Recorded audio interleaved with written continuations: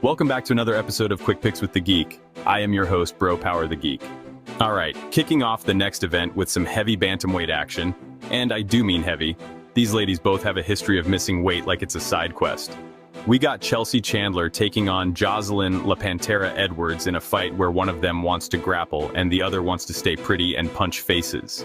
Chelsea's coming in trying to prove she belongs, and Jocelyn's out here with her hands, her kicks, and a plan to keep things long range and one-sided. Let's dive in. Chelsea Chandler comes in a plus 165 underdog with a record of 6-3. Chelsea Chandler fights like someone who found out wrestling works, but isn't totally sure how often she wants to use it.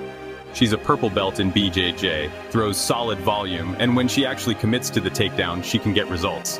Just ask Josiane Nunes, who got turned into a backpack stand for 7 minutes. But consistency is not Chelsea's thing.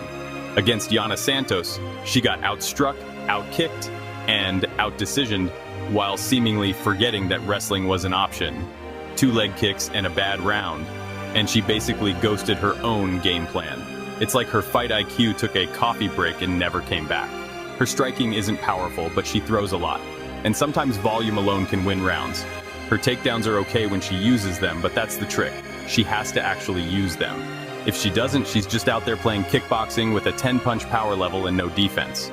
Also, side note, 2 straight weight misses. This might as well be a 140-pound matchup between 2 women who refuse to let go of the snack aisle. Jocelyn La Pantera Edwards comes in a minus 205 favorite with a record of 14-6. Jocelyn Edwards is a boxer first, and it shows. She started throwing hands at 13 and transitioned to MMA at 18, and now she's got a nice blend of experience, technique, and that I will kick you in the ribs from way out here distance control. She's a purple belt in BJJ, but striking is where she shines. 5 knockouts, clean hands, and solid kicks that help her control range and frustrate wrestlers. Her takedown defense has been improving, and while she can still be taken down by strong wrestlers, she scrambles well and doesn't just accept bottom position like she's waiting for room service. In fact, in her last fight, she went 4 for 7 on her own takedowns. So now she's not just defending, she's initiating the grappling too. Which means if Chelsea wants a one-way trip to Control Town, she better bring a stronger map and some actual directions this time. Jocelyn's game plan here is clear. Stay long, pump the jab, land those kicks, and if things get dicey, mix in her own takedown just to keep Chandler guessing. So who wins? This one really comes down to whether Chandler actually shows up with a grappling game, or if she decides to have another 3-round sparring match with someone who's clearly better at striking. If Chandler can commit to the takedown and make it ugly, we could be looking at a close decision. But if she lets Jocelyn get comfy at range, it's going to be a jab and kick clinic, and Chandler's face might start looking like it owes Jocelyn money. And considering Chandler's inconsistency and Jocelyn's more complete aggressive approach lately, this feels like a clear edge for La Pantera. Official pick Jocelyn Edwards. Give me Jocelyn to keep this standing, land the cleaner shots, and maybe even out-wrestle the grappler just to rub it in. Chandler's got tools, but she keeps forgetting to pack them. Edwards by decision, likely unanimous, possibly with Chandler wondering why her legs hurt so bad while Jocelyn shadow boxes the air post fight.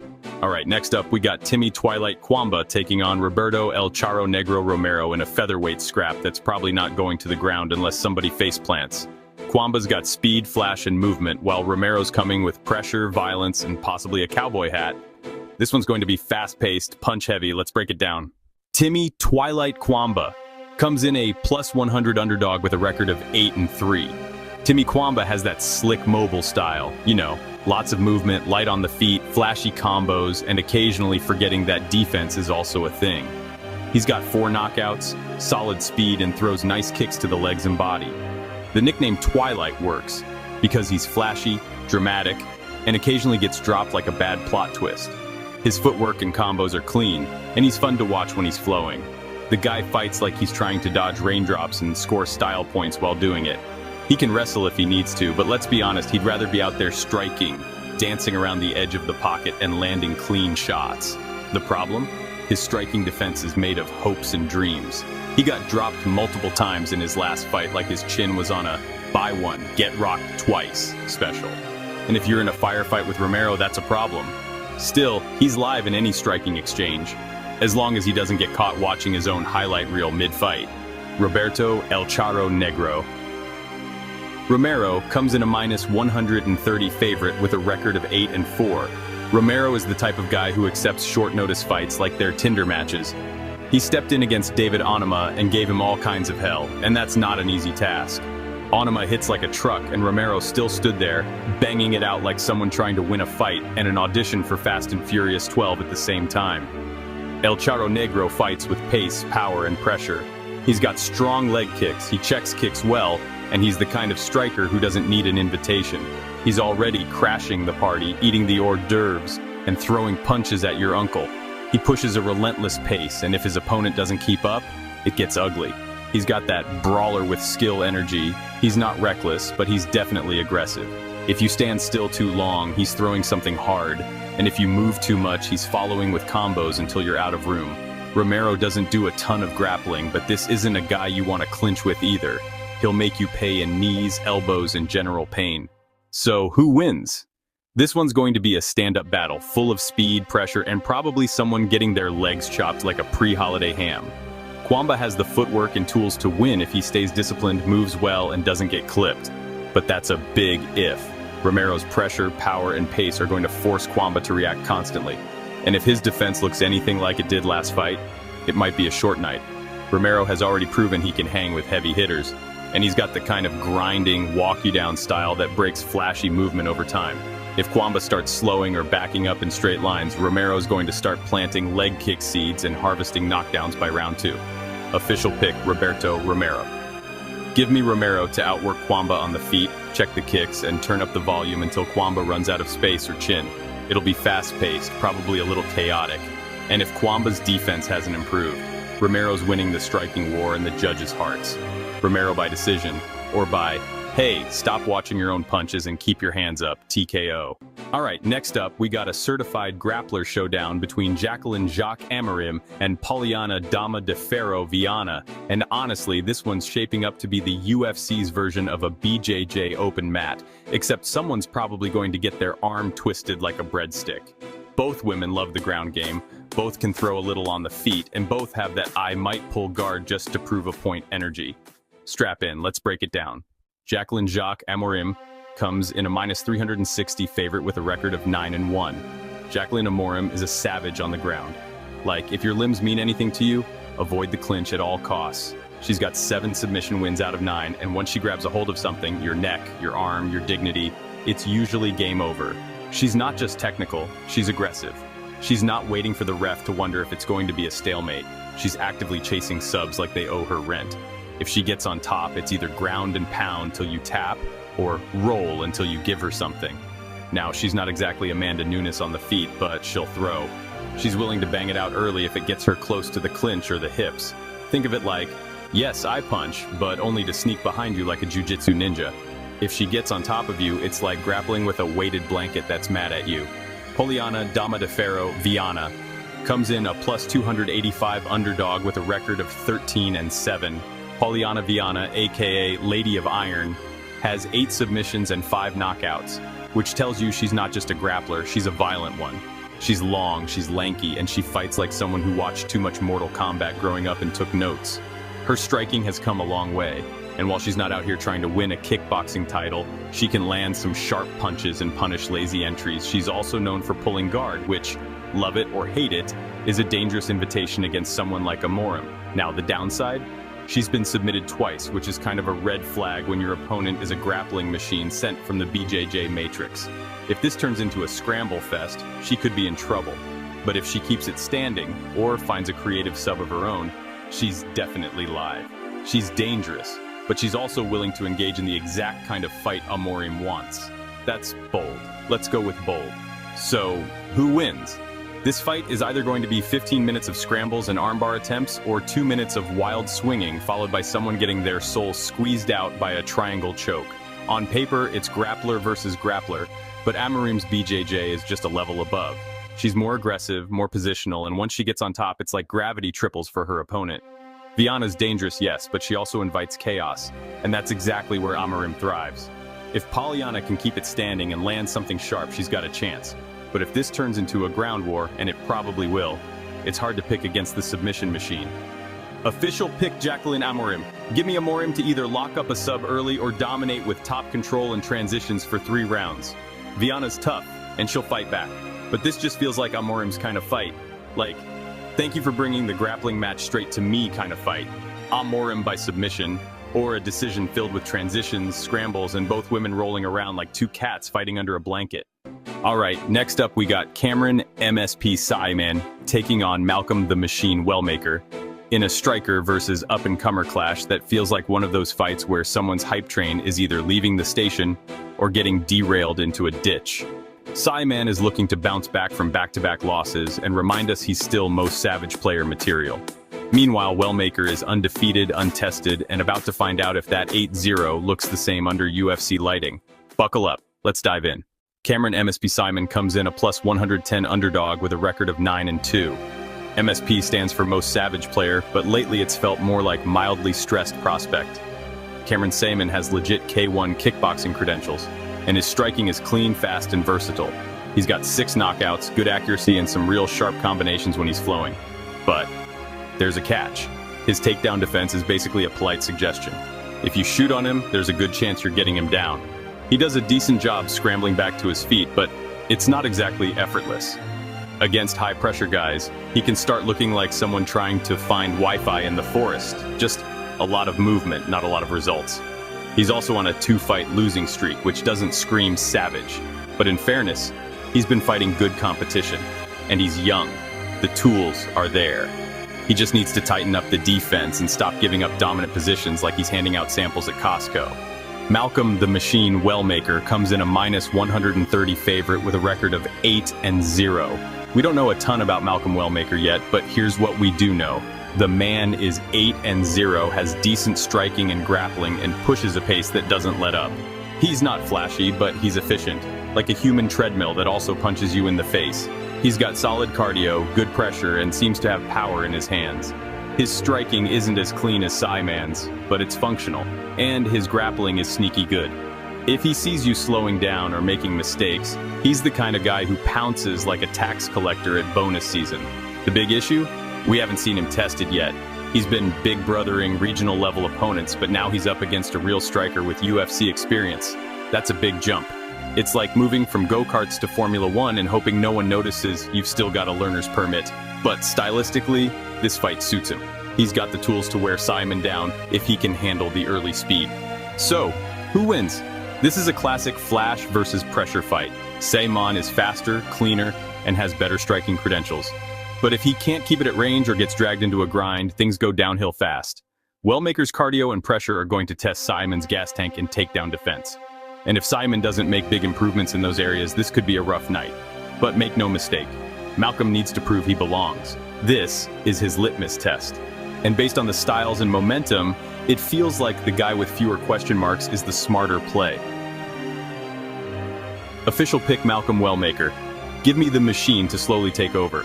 Simon will have his moments early, but once Malcolm gets in rhythm, I see him pushing pace, maybe landing takedowns and outworking MSP over the course of 3 rounds. Wellmaker by decision, or late TKO if Simon gasses and the machine starts grinding gears. This one's a true clash of wrestlers, and we got Damon the Monster Blackshear taking on Alatangili, the Mongolian Knight, in what might be the Mortal Kombat DLC nobody asked for but everyone wants to see. It's grappler versus grappler, strength versus top control, and probably at least one guy walking into a takedown like he forgot his Wi-Fi password. Let's break it down. Damon the Monster Blackshear comes in a minus 345 favorite with a record of 16-7. First off, Damon doesn't just have a grappling game, he's got a grappling business. This man's got 11 submission wins, and once he wraps you up, it's like your limbs belong to him now. Arm, taken, neck, borrowed, spine, optional. He's big, he's strong, and he moves like someone who's wrestling a ghost only he can see. His top pressure is serious and his transitions are slick. He can float from mount to back like he's bored and just looking for the next submission on the menu. But here's the thing, his striking defense has holes. Like Swiss cheese kind of holes. He's not slow per se, but he's not winning any footwork drills either. He's hittable, especially early, and against someone who's not afraid to throw heat, that can get sketchy fast. Still, if this fight hits the ground, he's in his happy place. And when Damon's happy, someone usually ends up tapping. Alatengili, the Mongolian knight, comes in a plus 265 underdog with a record of 17-9. First off, the Mongolian knight is objectively one of the coolest nicknames in the UFC. Like, you don't hear that and think striking volume. You hear that and think this man has hunted wild animals with his bare hands. And honestly, he fights like it too. He's a powerful wrestler in his own right, with solid top control, and the kind of hold you down and punch you until your coach files a complaint energy. His striking? Not flashy, but he's got power. And if he lands clean, you'll know about it at the next weigh-in. He's been knocked out 3 times, but it's been a minute. And lately his striking defense has tightened up. He moves smarter, eats fewer clean shots, and if he can get top position, he turns into a human anvil. You're not going anywhere. His biggest challenge? Out-wrestling Damon. That's like showing up to a sword fight and being like, don't worry, I brought my own sword too. It's brave, but it's gonna get tested. So who wins? This is going to be a scramble-heavy, potentially sweaty, your coach yelling, turn into him for 15 minutes kind of fight. If Damon gets top position, he's going to be looking for necks like he's shopping for a scarf. If Alatengili gets top, he's probably not going for a sub, but he might hold position and land enough to steal rounds. It really comes down to who gets the better positions and who can keep them. Damon's the better submission threat. Alatengili might be better at nullifying offense and riding it out. It's a risky pick. Damon's a monster for a reason. But if the Mongolian knight gets to play King of the Mountain, this might turn into a grindy upset. All right, next up we got Chris El Guapo Gutierrez versus John Sexy Mexi Castaneda in a perfectly matched pick'em fight where the records are even, the styles are well-rounded, and the nicknames sound like rival salsa dancers in a telenovela. One guy wants to chop your legs like he's pruning a tree, and the other wants to wrestle you, punch you, and maybe whisper something flirty while doing it. Both dudes are dangerous. Let's break it down. John Sexy Mexi Castaneda comes in a minus 115 pick'em with a record of 21-7. Castaneda has one of those names that makes you unsure whether to expect a triangle choke or a tango, but don't let the nickname fool you. He's a gritty, well-rounded Minnesota State wrestler with a BJJ brown belt, and he knows how to mix it up everywhere. He's got 7 knockouts, 7 submissions, and he's not afraid to throw hands or change levels. The guy's an action fighter through and through. The only problem, when he gets fights to the ground, he doesn't do much with it. It's like he completes the takedown and then forgets what he came down there for. Control time is limited, and opponents often just stand back up like, thanks, I'll take it from here. His striking's solid, fast hands, decent volume, and a good chin, but he's not a sniper. He wins by being active, mixing it up, and keeping you uncomfortable. But if you're hard to take down and harder to hit clean, that's when Sexy Mexi starts looking more mildly frustrated Mexi. Chris El Guapo Gutierrez also comes in at minus 115 with a record of 21-5. First of all, El Guapo translates to the handsome one, which means we've got a sexy versus guapo matchup.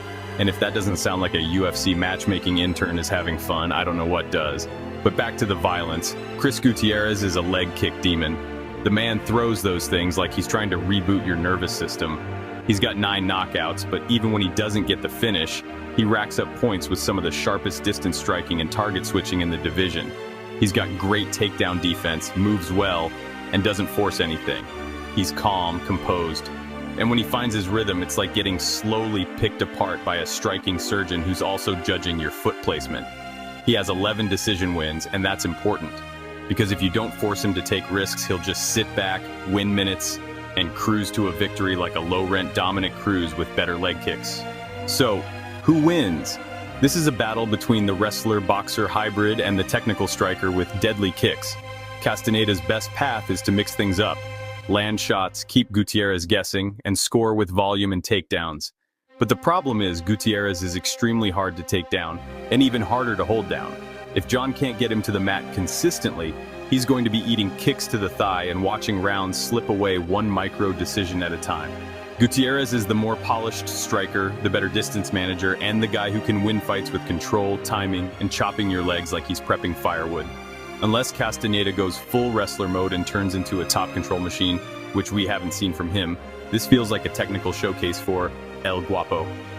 Official pick Chris Gutierrez. Give me El Guapo to stuff the takedowns, land the cleaner shots, and kick enough leg meat off Castaneda to open a Brazilian steakhouse. Probably goes the distance, but it'll be one-sided on the numbers. Gutierrez by decision, or leg kick TKO if John forgets his shin guards.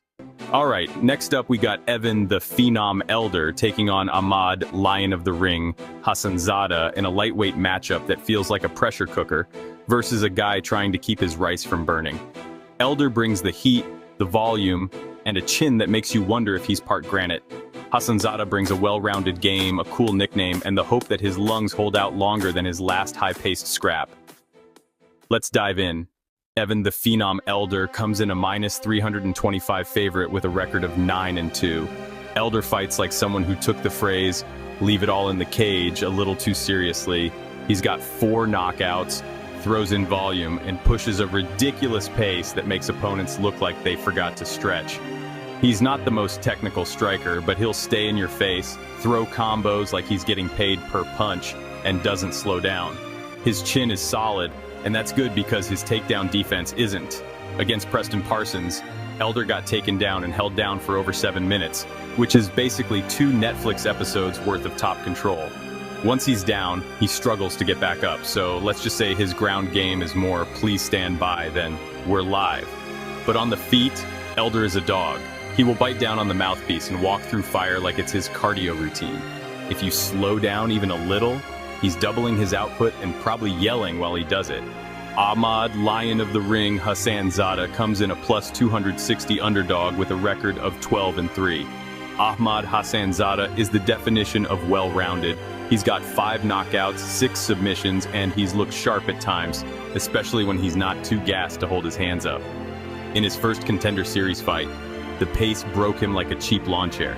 He came out swinging, then slowly became one of those action figures whose batteries are dying, still dangerous but mostly frozen in place. To his credit, he bounced back, won 2 fights, and earned a rear naked choke on DWCS the second time around. He's competent on the feet, decent on the mat, and can finish anywhere. But that gas tank? It's still a mystery wrapped in a cramp. He's tough, no doubt, but if Elder turns up the heat early, Ahmad might be calling for a timeout that doesn't exist in MMA. So, who wins? This is all about pace versus poise. Elder wants to throw a million punches and drown Ahmad in volume and cardio. Hassanzada wants to keep it technical, mix it up, and maybe drag Elder to the ground for a break from the storm. But with Elder's chin, his aggression, and his willingness to break his opponent mentally by round 2, it's hard to bet against him, especially when we've seen Ahmad already fold under similar pressure before. If Ahmad doesn't get an early finish or a dominant position to slow things down, Elder's going to turn this into a phone booth brawl and leave Ahmad checking his gas gauge by the second round. Official pick, Evan Elder. Give me Elder to push the pace, stuff enough takedowns, and either win a clear decision or get a late TKO when Ahmad starts slowing and Elder is still in his "let's brawl until we're both blurry" mode.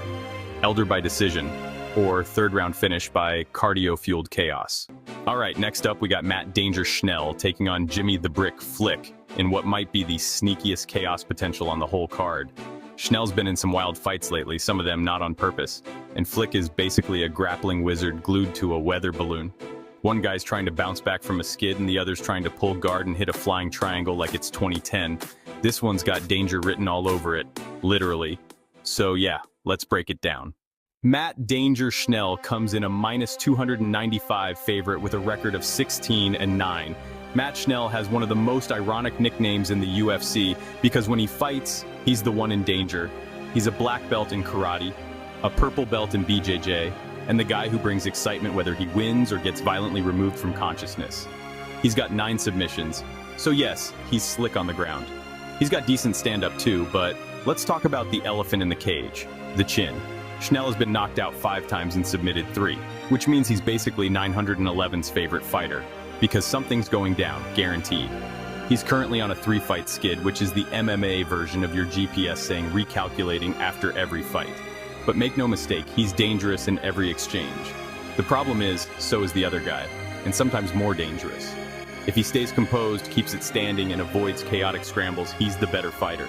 But staying composed and Matt Schnell fight are rarely in the same sentence. Jimmy the Brick Flick comes in a +225 underdog with a record of 17-8. Jimmy Flick has 15 submission wins, and I swear he learned to grapple before he learned to walk. He's that old-school submission hunter who will pull guard in a street fight just for the nostalgia. Flying triangles, slick arm bars, weird transitions. If it's in the jiu-jitsu playbook, Flick is trying it. But here's the catch. He can't wrestle.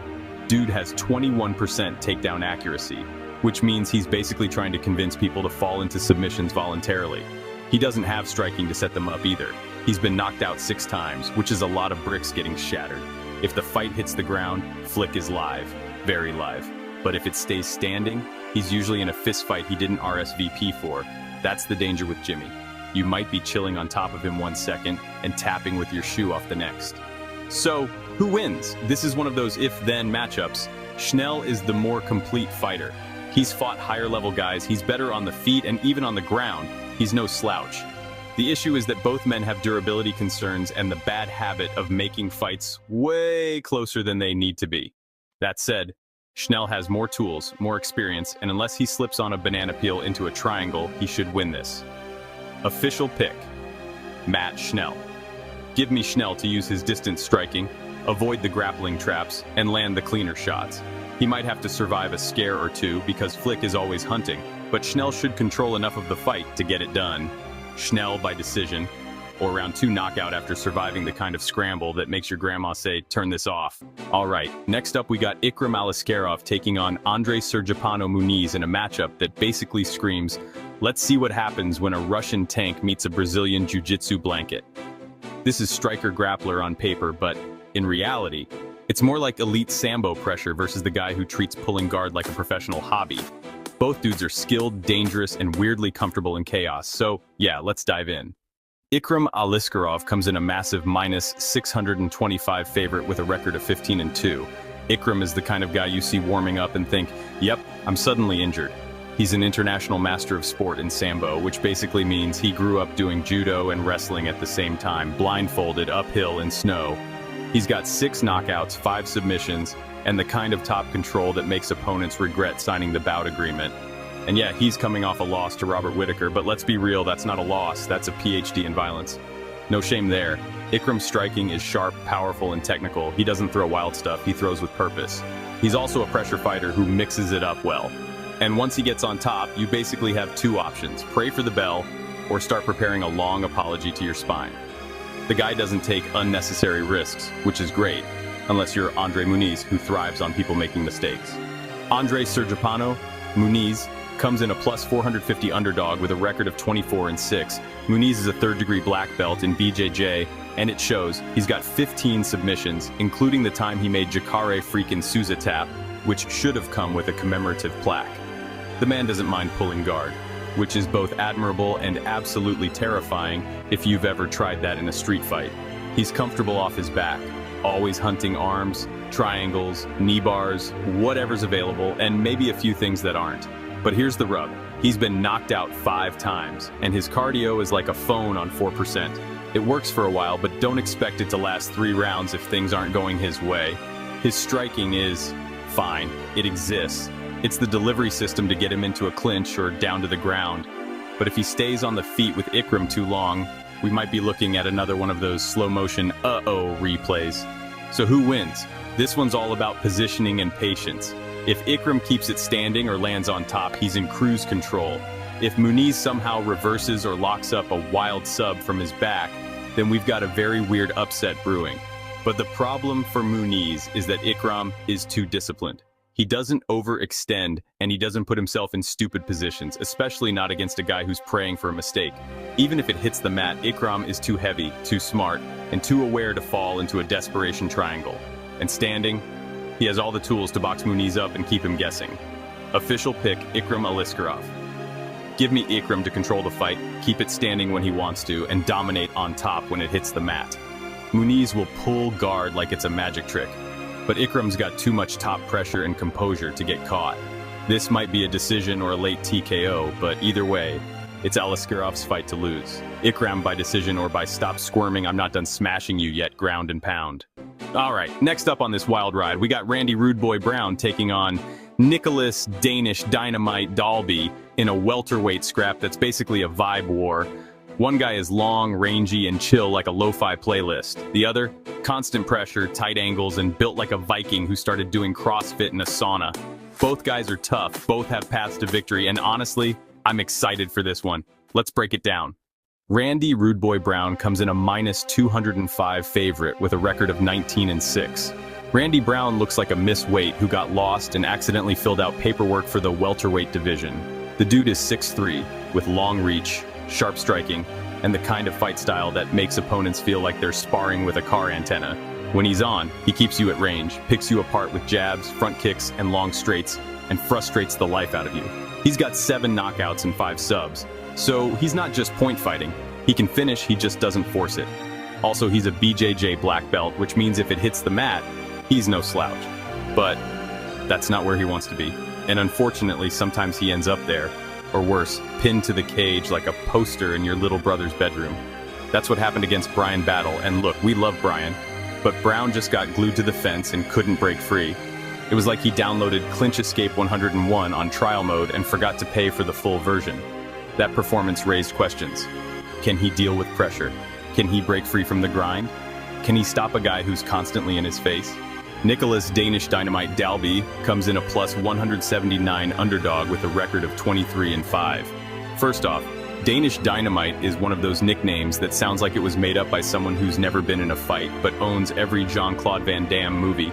But don't let that fool you. Dalby is a pressure machine with serious grit. He's a green belt in Ashihara Karate. Don't Google it, just know it sounds cool. And a BJJ brown belt with solid grappling and an underrated fight IQ. He doesn't throw crazy volume, but what he throws is smart. He pushes pace, mixes in level changes, and grinds guys down like they owe him rent. Also worth noting, he has never been finished, not once. Not by strikes, not by submissions, not even by boredom. You could hit him with a folding chair and a tax bill, and he'd still walk forward.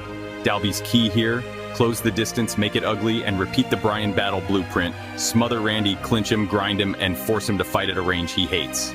So, who wins? If this fight takes place at kickboxing range, Randy's winning this clean. He's longer, sharper, faster, and will land that jab like it's a GPS ping on Dalby's forehead.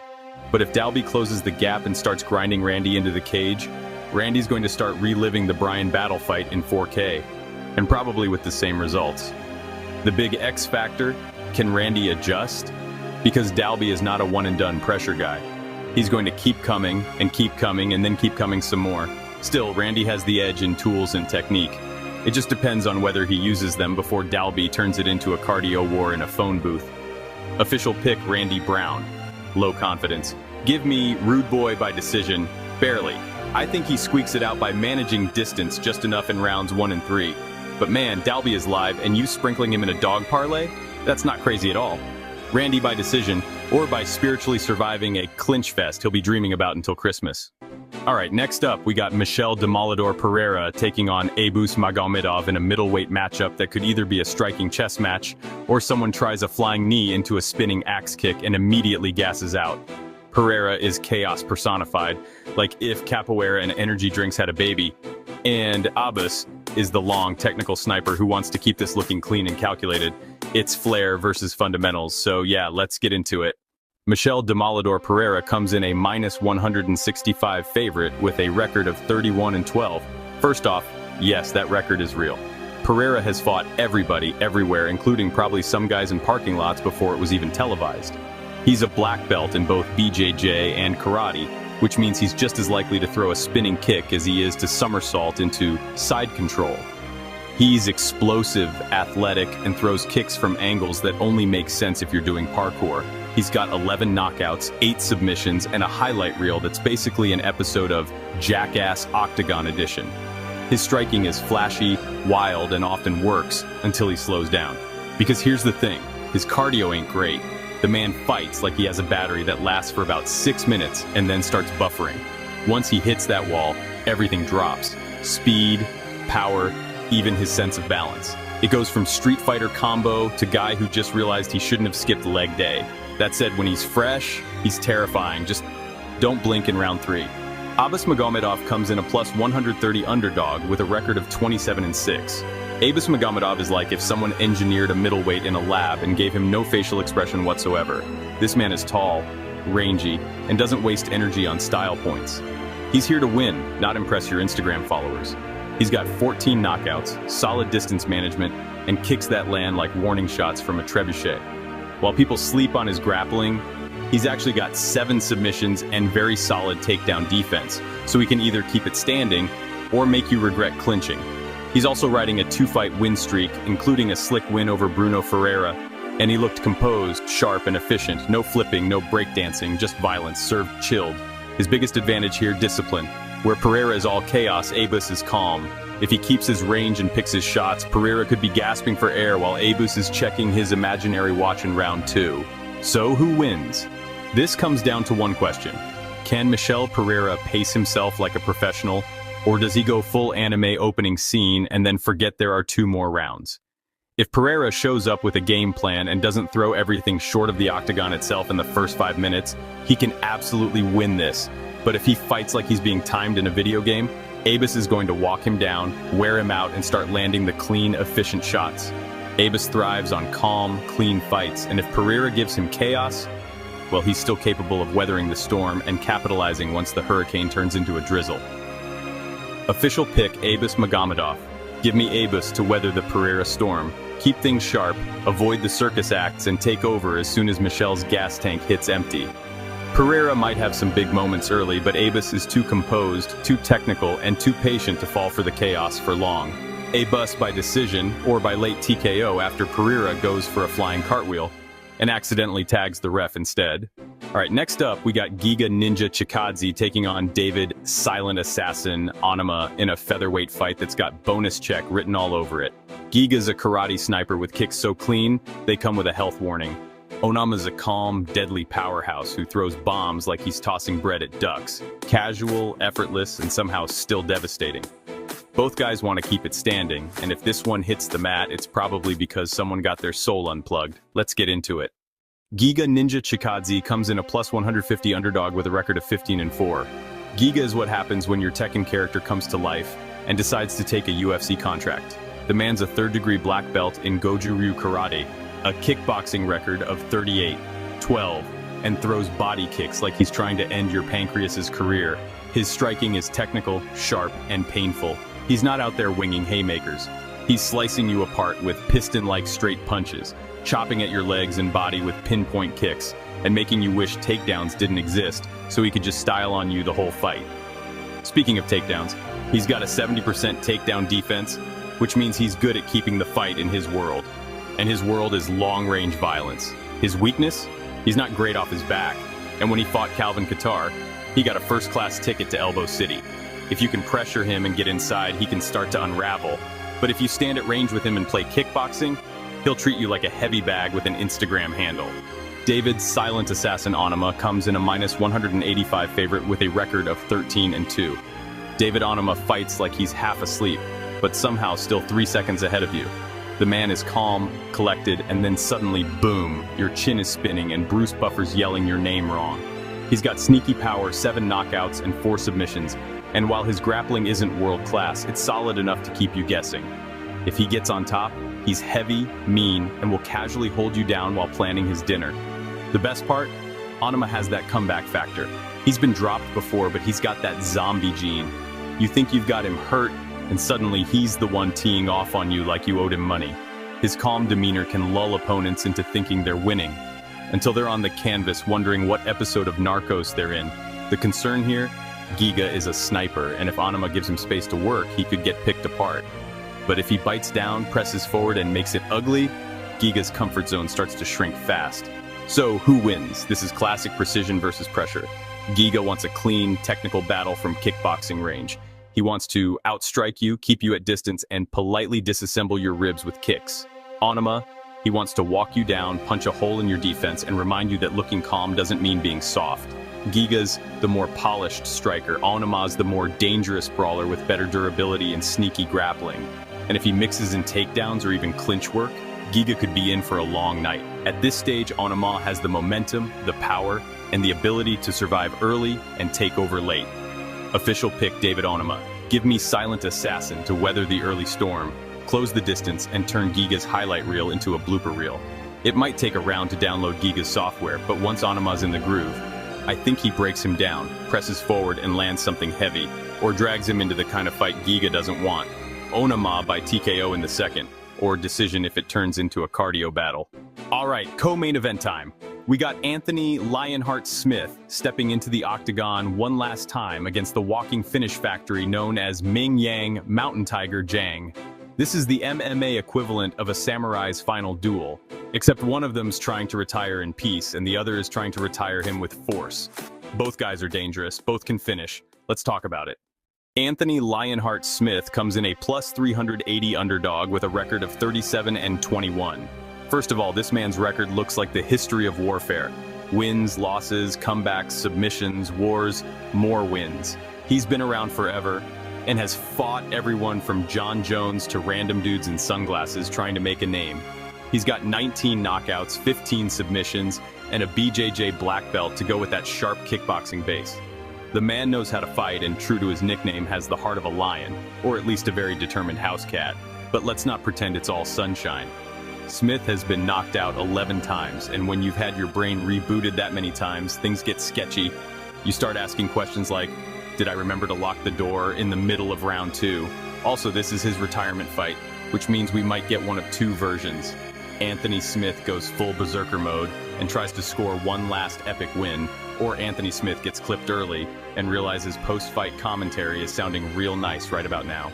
Ming Yang Mountain Tiger Jang comes in a minus 530 favorite with a record of 18-6. Let's just call it what it is. This dude is a finisher, not a decision artist, not a point fighter.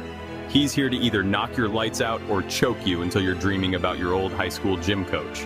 12 knockouts, 6 submissions, all 18 wins by finish. You don't get stats like that by checking your phone between rounds. He's got power on the feet, slick ground and pound, and if you're scrambling lazily on the mat, he'll snatch your neck and take it home like a souvenir. Mountain Tiger isn't just a nickname, it's a warning label. He's explosive, he's dangerous, and he fights like he's trying to beat the ref's fastest stoppage record. The one knock? We haven't seen him tested by someone who's as experienced and tricky as Smith. But when a guy finishes 100% of his wins, experience often gets drowned in a wave of violence before it even matters. So, who wins? This is the classic veteran versus executioner storyline. Smith has the experience, the grit, the technique, but at this stage, experience might just mean he knows how bad it's about to hurt. If Smith comes out with that Roxy Modafferi farewell energy, maybe he can surprise us. Maybe he lands something clean, drags Jang into deep waters, and steals a feel-good win. But more likely, the chin doesn't hold, or Jang swarms early, and Lionheart ends his final ride on his back, looking up at the lights, hopefully smiling because, hey, what a career. Official pick Ming Yang Jang. Give me Mountain Tiger to walk Smith down, land something nasty, and put a bow on this retirement party the violent way. Smith may have the heart, but Jang's bringing the finishing instinct. And when your opponent's never seen the judges, that's not good retirement energy. Jang by KO in round 1, or ground and pound TKO if he decides to take the scenic route. All right, main event time. We got Ian the Future Garry squaring off with Carlos the Nightmare Prates in what could either be a 5-round chess match or a high-speed kickboxing clinic with 0 hugs allowed. Gary's trying to bounce back from getting Shavkat wallpapered for 3 rounds, and Carlos is on an 11-fight tear like he's allergic to decisions.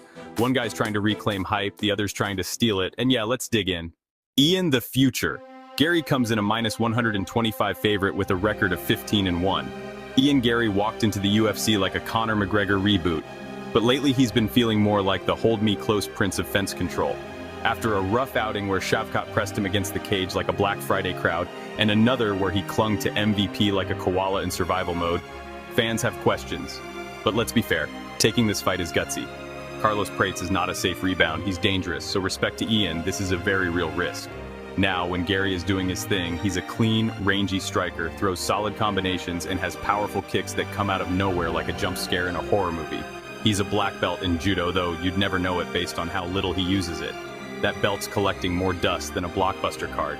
He's good at staying safe on the feet, keeping distance, and winning exchanges by being just slightly quicker and sharper. But if someone gets in his face, pushes the pace, and doesn't respect the range, that's where the script gets dicey. Carlos, the Nightmare Prates, comes in a plus 100 underdog with a record of 21-6. Carlos Prates is that guy you spar once and immediately reevaluate your career choices. He's slick, powerful, and throws every strike like he's trying to collect a bonus check. He's on an 11-fight win streak, and 16 of his 21 wins are by knockout. That's not "he might knock you out" territory, that's "he probably will."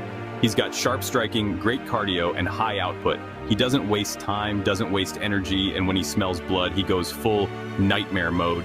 His takedown defense at the UFC level has looked solid, and that's key here. Because if Garry decides to finally use that judo black belt, Prates will need to stay upright. But let's be honest, this one is probably staying on the feet. And in that case, it's going to come down to who can land first and cleanest. Also, Carlos fights like he knows he's in a main event. You don't win 11 in a row by accident. He's calculated chaos, and he'll push the pace if Garry plays it safe. So, who wins? This is a classic style versus style, hype versus hunger matchup. Garry wants to keep this fight clean, stay on the outside, and maybe mix in a little clinch control if things get spicy. He'll pick his shots, look for the counter, and avoid damage like it's tax season. Prates, he's going to pressure, he's going to throw, and if he gets Ian hesitating, that's when the nightmare turns into Freddy Krueger with shin guards. If Garry can stay composed and smart, he can edge out rounds.